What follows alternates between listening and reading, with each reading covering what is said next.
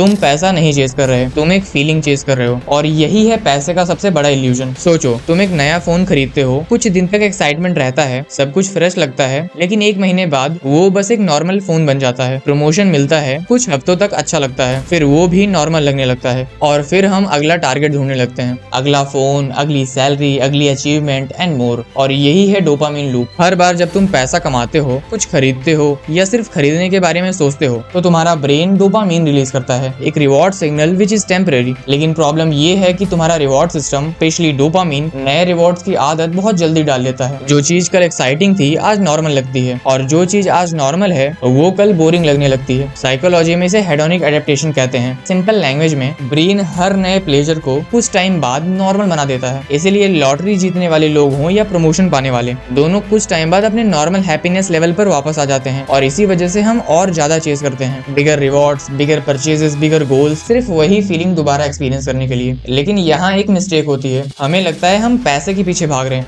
लेकिन अक्सर हम पैसे के पीछे नहीं, हम उस फीलिंग के पीछे भाग रहे होते हैं जो हमें लगता है कि पैसा देगा। इसीलिए कुछ लोग अमीर होते रहते हैं लेकिन फुलफिलमेंट मिसिंग होती है, ज्यादा इनकम लेकिन कम सेटिस्फेक्शन, ज्यादा चीजें लेकिन कम जॉय। क्योंकि प्रॉब्लम पैसे की है ही नहीं, प्रॉब्लम उस लूप की है जो हर रिवॉर्ड को एक टाइम के बाद बैलेंस कर देता है, और फिर चेज दोबारा शुरू होता है। जितना ज्यादा तुम उस हाई को चेज करते हो, उतना ही जल्दी वो फेड होते जाता है, और इसी को कहते हैं the dopamine loop of money.